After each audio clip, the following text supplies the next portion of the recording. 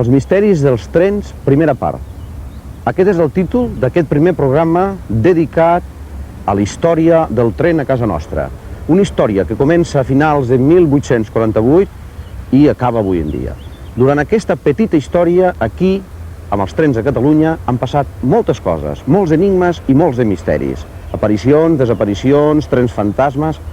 En fi, moltes i moltes coses que tot seguit veureu amb aquest programa de Catalunya Misteriosa.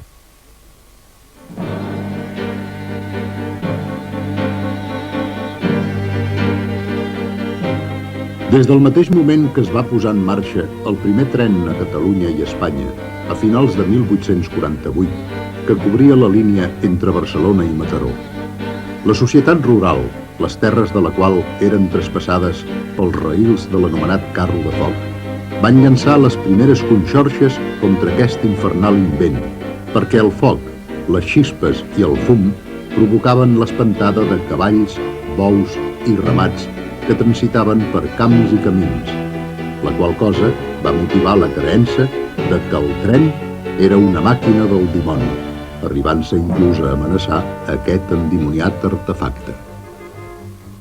Els mitjans de comunicació de l'època van arribar a escriure que ningú no volia exposar la seva vida pujant en aquests artefactes diabòlics. Però, per què es va relacionar el ferrocarril amb el diable?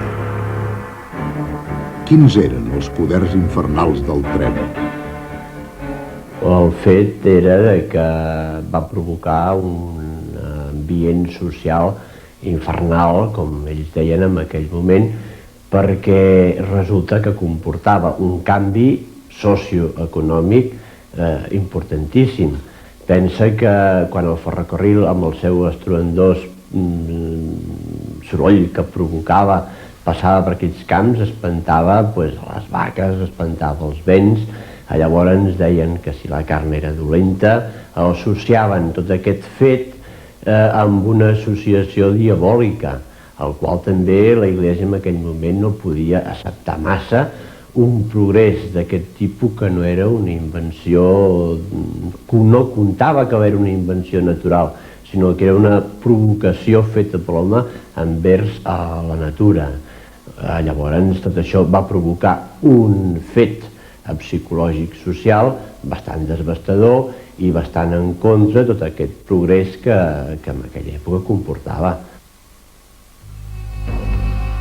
Als pocs mesos de posar en marxa la línia Barcelona-Mataró, es van començar a produir estranyes desaparicions de nens de curta edat a diversos indrets de la ciutat comtal.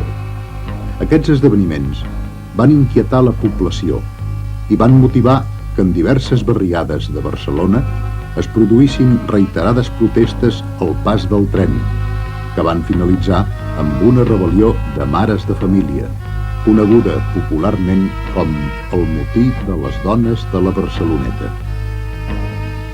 Les dones van assaltar la primitiva estació de tren amb la intenció de destruir les locomotores. Per què ho van fer? Quina relació hi havia entre els nens desapareguts i els trens? Els nens ja desapareixien molt abans de l'aparició del tren Barcelona-Mataró. Els sagineros eren la gent encarregada fer grassa per la maquinària industrial, però com que a l'època hi havia molts tísics, es feia servir la sang dels nens per curar els tísics, almenys això es pensaven ells, i els sagineros al mateix temps aprofitaven la duplicitat de la sang i de la grassa. El que comportava era que aquesta grassa no funcionava al nivell de la maquinària industrial de l'època, perquè era molt més revolucionada que la que a les èpoques es feia servir a nivell de carros i, en fi, les revolucions d'un carro no és igual a les revolucions d'una màquina de tren i llavors no els hi va anar bé i van haver d'optar per unes altres indústries de grassa. Va ocórrer que a Barcelona van desaparèixer tota una sèrie de nens. Això van córrer veus que era per lubrificar les locomotores de vapor. Les mares de la Barceloneta, que era el lloc més proper a on sortien els trens cap a Mataró, van agafar i es van amotinar totes contra el tren. La primera idea, la primària, era agafar i destruir les locomotores que eren les que realment rebien aquesta grassa. I com ho van fer-ho? Doncs no van tenir cap més idea que les volien incendiar. Tot això va donar molta feina a la policia, tant a la municipal com a la governamental, per contindre les masses que volien incendiar precisament algunes locomotores que eren de ferro. L'aparició dels trens no solament va portar pors, malediccions i misterioses desaparicions, sinó que també va portar estranyes aparicions d'enfermetats que van coincidir amb el tren.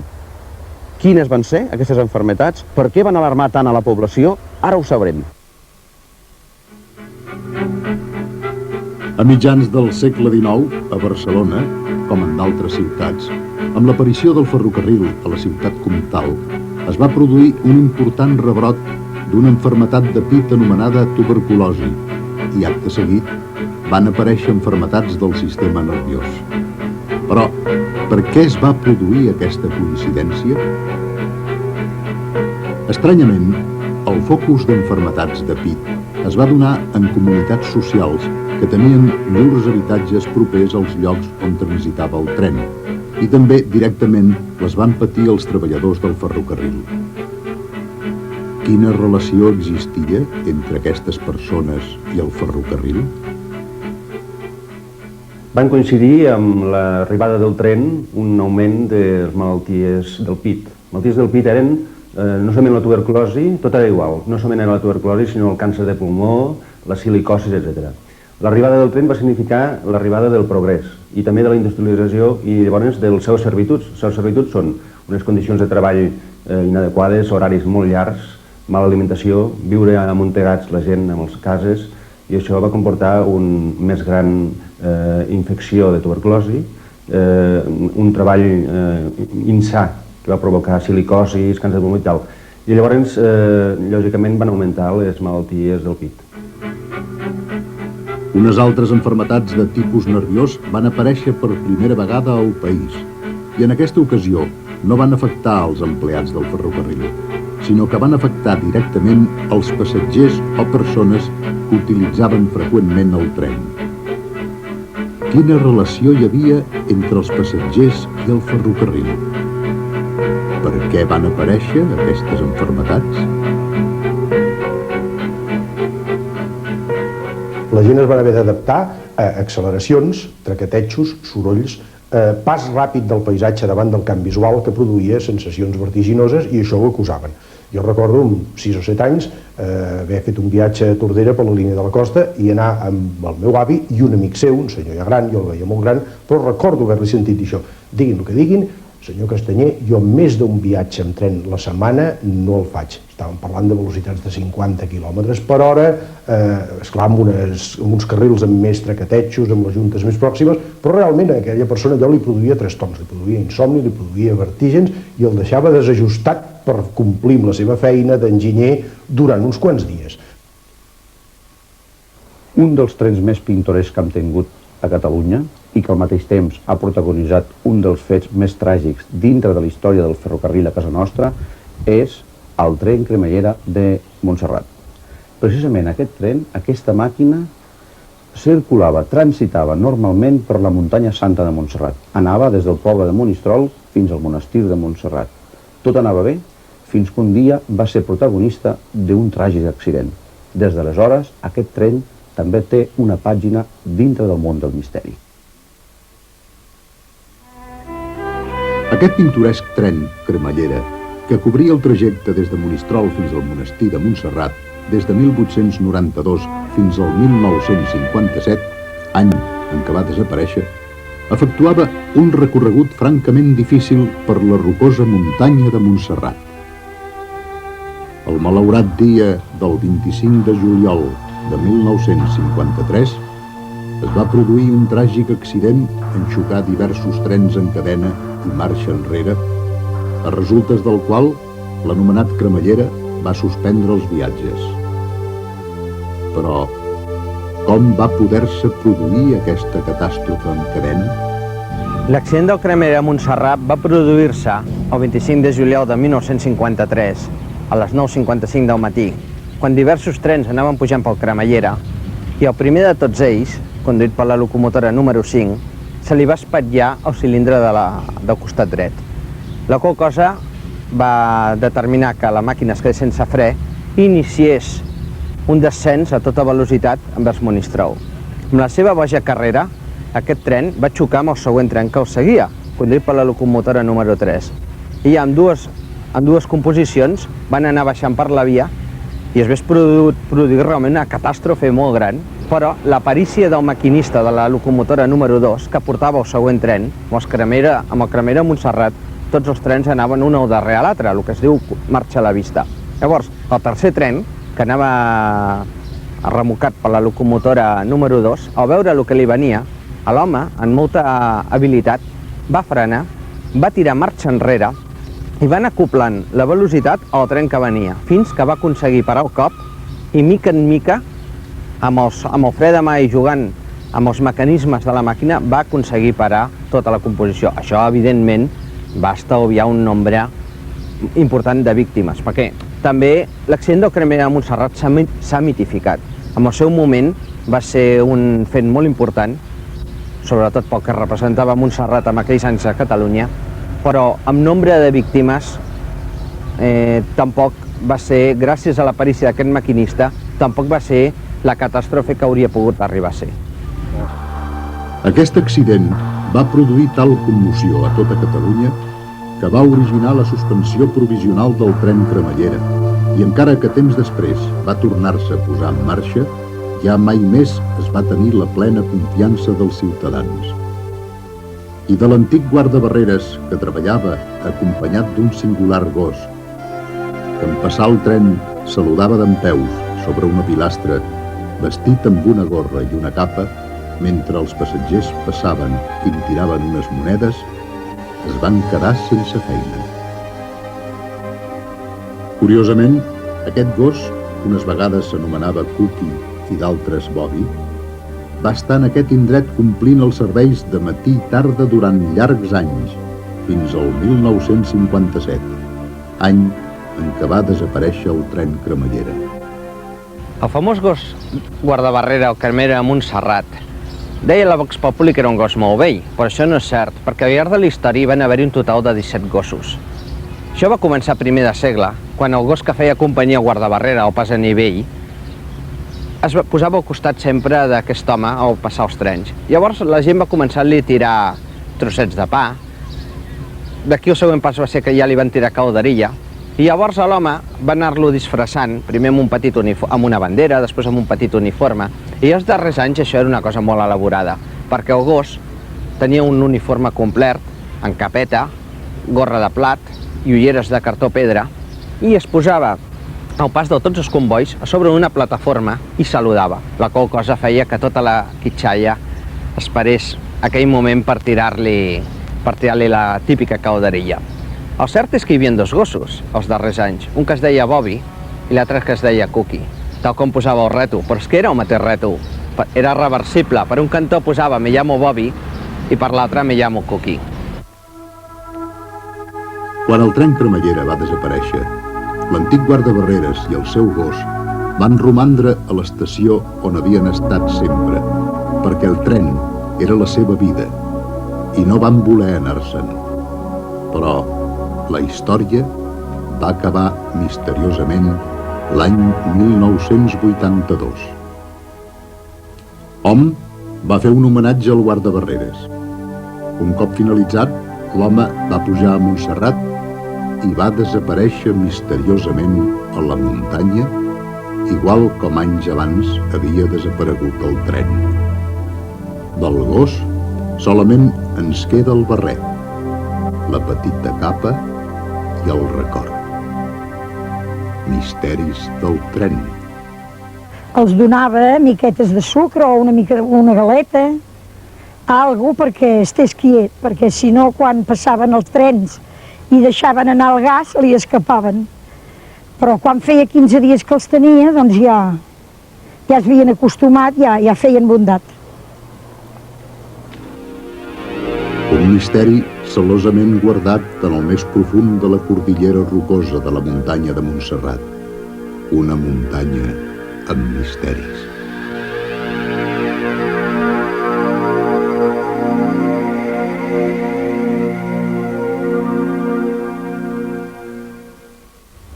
A mesura que els trens van anar extenint-se per la geografia catalana, es van produir uns fets enigmàtics i misteriosos, realment inquietants. Alguns d'ells encara avui es recorden. Segons les cròniques que ens arriben de la primera meitat del segle XX, un dia el carrilet que cobria el trajecte de Barcelona a Igualada fou el protagonista d'una història tan fantàstica com real. Va succeir que el tren va ser conduït per un maquinista que no existia i en el seu interior no hi havia passatgers. Era un tren fantasma. Tot va començar quan un guardabarreres es va veure sorprès pel pas inesperat d'un tren que circulava fora d'horari i sense complir les normes de xiular en travessar el pas a nivell.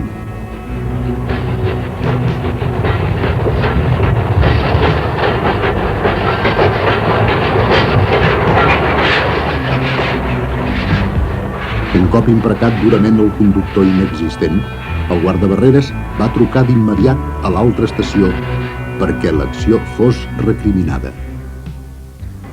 Al cap de la següent estació va esperar el tren i en passar per aquell lloc va quedar atònit en veure que el comboi anava sense conductor. Alarmat, va avisar a la següent estació informant del fet misteriós. A la següent estació van preparar uns carrils lliures per la seva arribada. Van desviar les agulles a una via morta on van col·locar una gran quantitat de travesses de fusta per tal d'aturar-lo. El misteriós tren va arribar, no el manava ningú i fou descarrilat ràpidament. Quan els empleats de la companyia van pujar al tren, van comprovar estupefactes que efectivament el tren havia circulat sense conductor i sense passatgers. Com va poder ocórrer? Qui portava el tren? Es tractava d'un tren fantasma? Aquests són els misteriosos fets que van produir-se en un tren fantasma que va anar circulant per les nostres terres. Si tenim en compte que les diferents històries de trens misteriosos s'han produït a Europa Central, a Gran Bretanya, a Amèrica i fins i tot a Orient, per què nosaltres hem de ser diferents?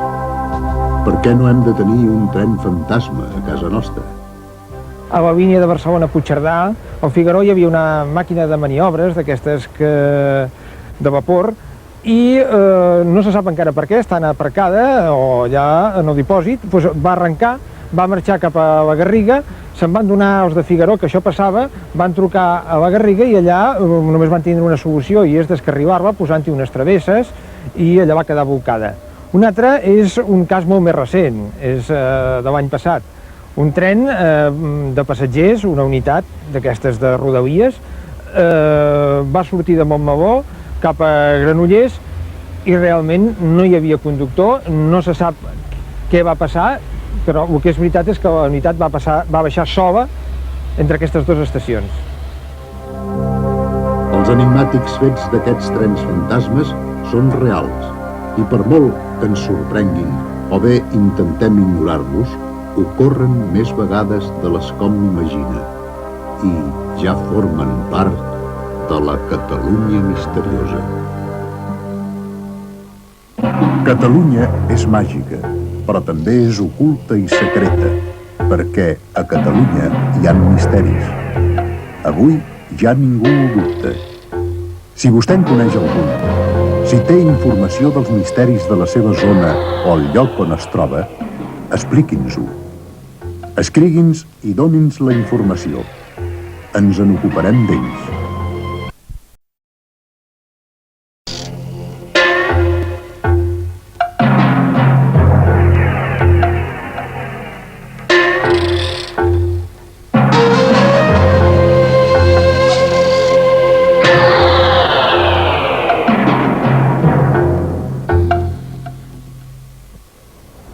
Misteris dels trens, segona part.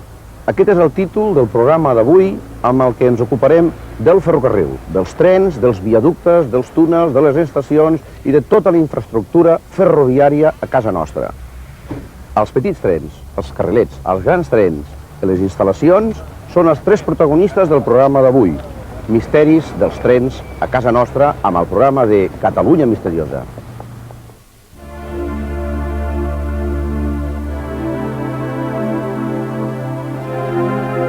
A Catalunya, des de l'inici de la història del ferrocarril, a finals de 1848 fins al dia d'avui, s'han produït un gran nombre de fets i casos de tot tipus, fins i tot insòlits, singulars i enigmàtics. Però també, esporàdicament, s'han produït estranyes històries que, encara que resultin sorprenents, certament es tracten de fets reals que han tingut com a protagonistes els nostres trens i la xarxa ferroviària que recorre Catalunya. Aquesta història va passar en el carrilet que passava per Manresa o Van Berga.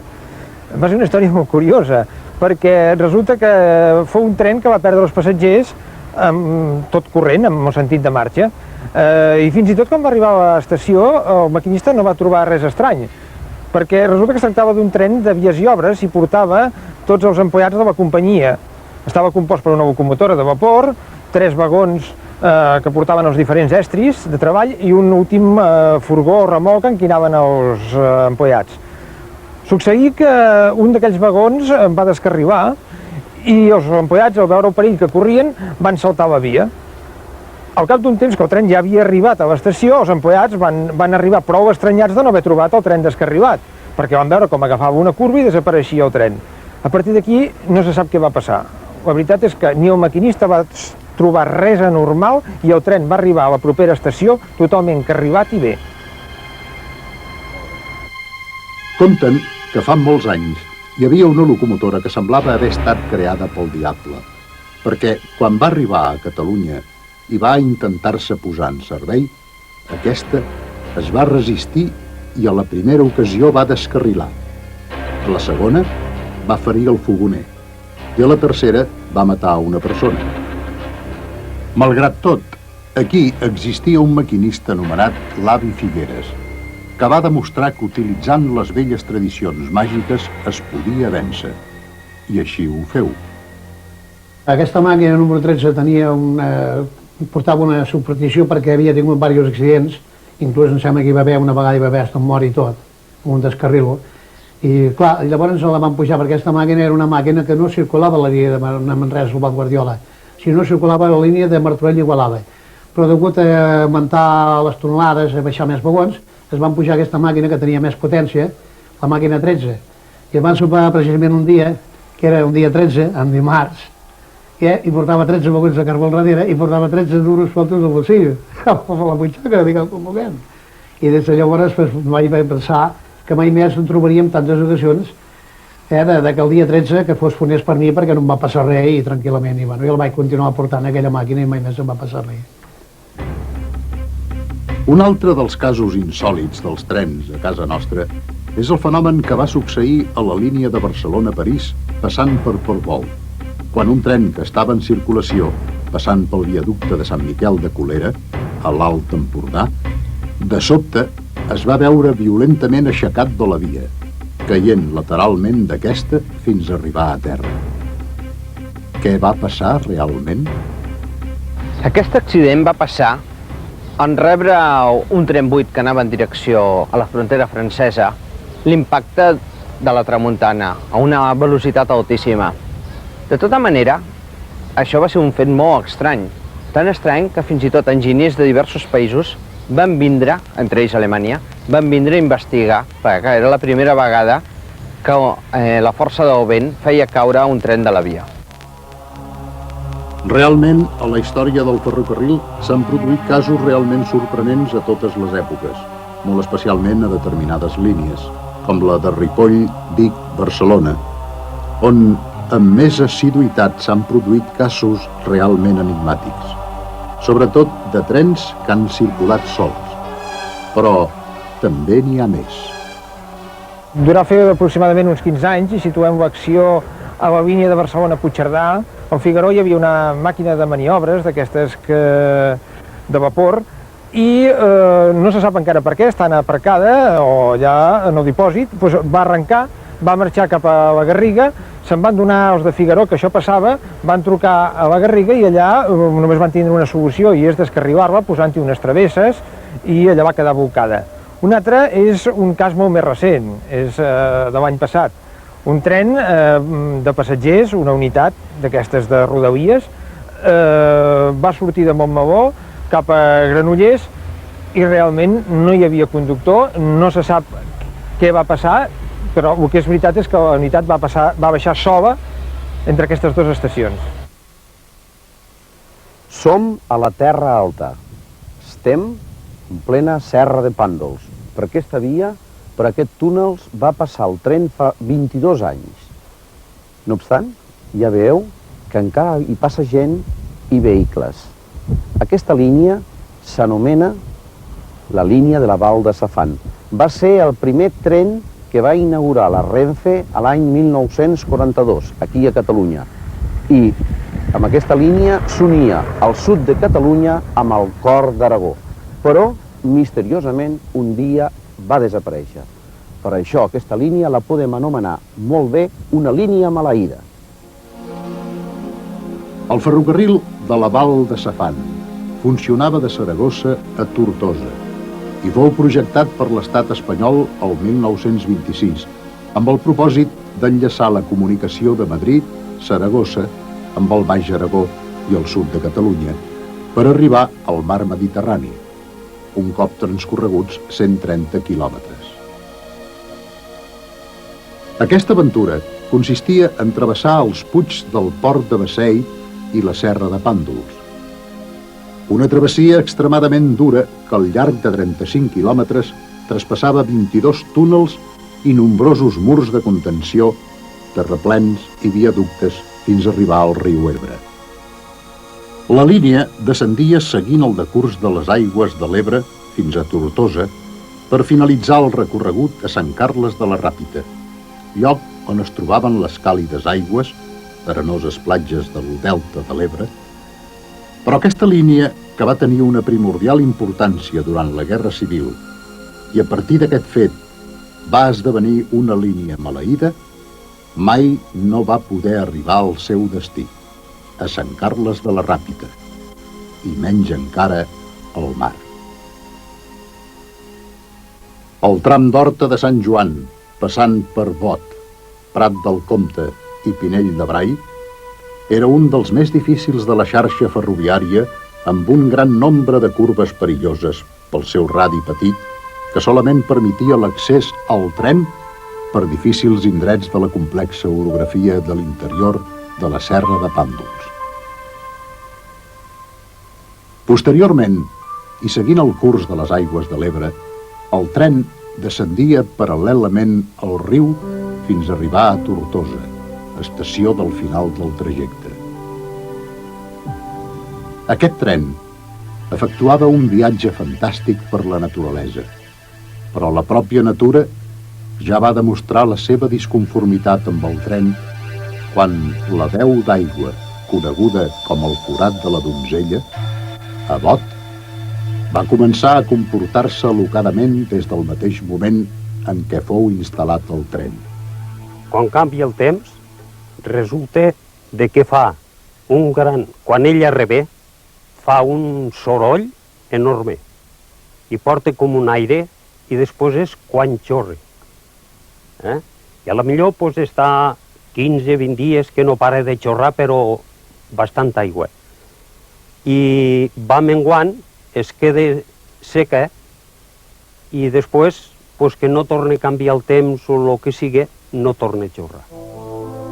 El tram entre Tortosa i Sant Carles de la Ràpita havia de córrer paral·lelament al riu Ebre, i així es va completar la seva estructura, es va esplanar el terreny, es van construir els ponts, però, palesant la seva maledicció, mai no es van posar els raïls ni les instal·lacions de circulació, ni mai no va funcionar.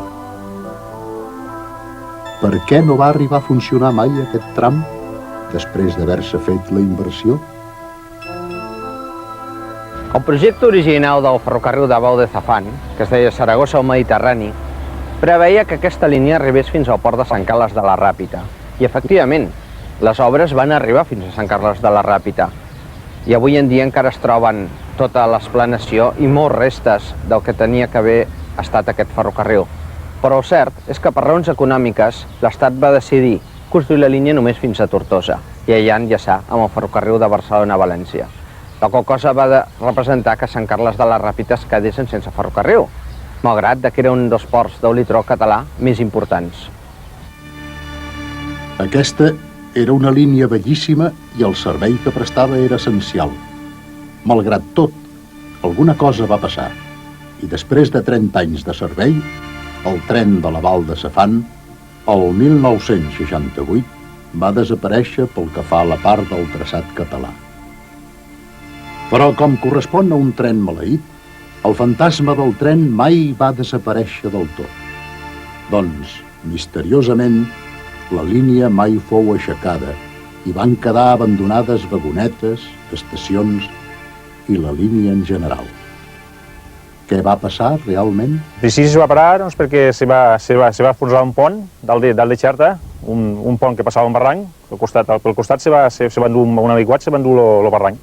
Se va endur i el van arreglar, però no res, van tardar 15 dies i el van arreglar. Al cap de pocs dies després es va enfonsar un túnel. El túnel 28. 5 quilòmetres són el 98,5. Ens trobava entre Pinell i Prat de Comte. A pocs metres de l'estació de Prat de Comte se trobava aquest túnel. Però aquest túnel s'ha enfonsat diversos viatges ja, aquest túnel. No és el primer viatge. S'havia enfonsat, segons m'han contat, anys atràs, abans de tancar la línia. Resulta que aquest túnel hi ha una variant. Pujant a mà dreta, o sigui, el part oriental del túnel hi ha una variant. Hi ha una variant que està l'explanació feta, tot com per només calia tendir via, ja està. Inclús el capatàs que hi havia aquí antic, l'antic capatàs que hi havia en aquella època, va dir en 15 dies i en 15 homes la via estaria arreglada. I no sabem per què, ja no es va arreglar. El caire animàtic d'aquesta línia de ferrocarril és que, malgrat que estigui abandonada, es dona el sorprenent fet que per l'interior del complex tramat de túnels que travessen la serra de Pàndols encara hi ha circulació. També per les vies que passen pels estrets acantilats i alts penyals apareixen persones i, sorprenentment, automòbils, jeeps i altres vehicles que traspassen com si fossin trens pels alts i precaris ponts al cor de la natura.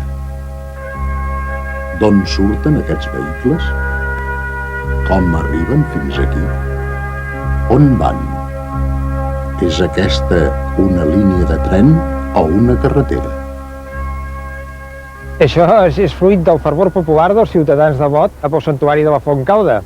Per anar-hi tenen que passar una carretera de 13 o 14 quilòmetres de curves molt tancades. Llavors, ells van creure que podien aprofitar el que quedava de la via del tren i tapar-la amb terra.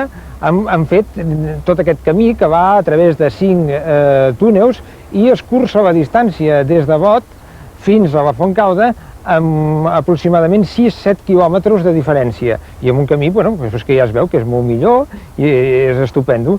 Jo us podria dir aquí que el poble ha volgut i el poble ha tingut. I el poble ha fet d'aquest camí antic de trens una espècie quasi que de carretera per anar a la Fontcauda. Ara per ara, l'anomenada línia maleïda pot contemplar-se quasi en la seva totalitat entre Horta de Sant Joan i Tortosa. El viatger que arriba a aquests indrets pot contemplar un món fantasmagòric, format per edificacions tètriques que estan abandonades, romanen sinistrament dempeus, com si d'un món encantat es tractés. Aquesta estació del poble de Bot podria ser ben bé una estació de l'oest americà, amb tot tipus de serveis, hangars, molls de càrrega, vies mortes, andanes, equips i rellotges destartalats que es van quedar aturats quan el darrer tren va passar ja fa més de 12 anys. I ni els més ancians d'aquest indret recorden en quina direcció va marxar. A través d'una sèrie de túnels abandonats, però pels quals encara es pot circular, arriben a l'estació de Prat del Comte i els habitatges colindants, que situada entre els alts penyals de la serra de Pàndols i flanquejada per ambdós túnels, ens apareix un petit poble de miners tètricament abandonat entre les muntanyes rocoses. Un cop passada aquesta estació, s'accedeix als pintorescos indrets de l'alta muntanya que contrasta amb l'extremada duresa del traçat i el malaurat destí dels viatgers que dalt del tren travessaven aquestes muntanyes, al nord de les quals era la sagnant batalla de l'Ebre. Aquesta gran estació de Pinell de Brai era totalment solitària. Ens sembla encara poblada pels vells fantasmes de l'indret, que al llarg de 2 decennis han romàs entre ruïnes d'aquesta singular estació. Encara que l'estació ha estat saquejada en diverses ocasions, encara conserva alguns dels elements originals de l'època, tant en l'interior com en l'exterior. Actualment, els únics residents del lloc són les abelles, que habiten en els panels que han ocupat part de les instal·lacions ferroviàries.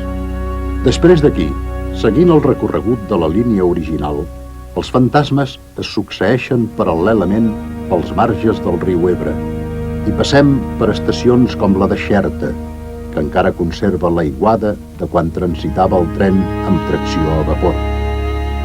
Més tard, seguint riu avall, trobem l'estació del Dover, que encara conserva l'encant de quan la línia donava servei i el tren parava uns minuts per finalitzar a l'estació de Terme a Tortosa, en altres temps important estació de màquines de vapor.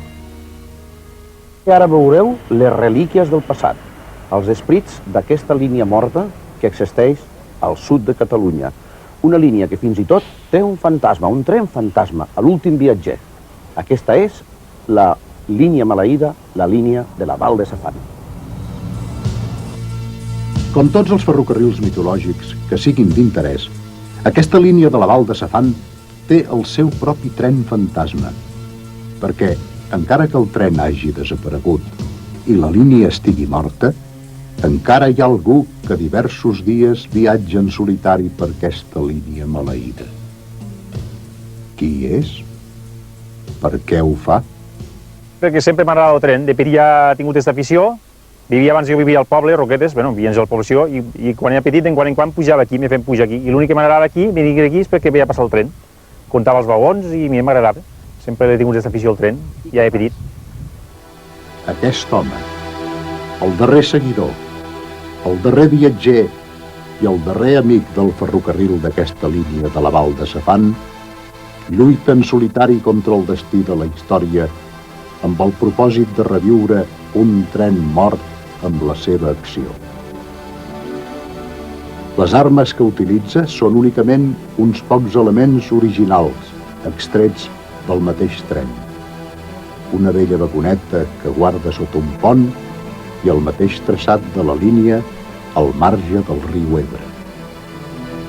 També forma part del misteriós món dels trens.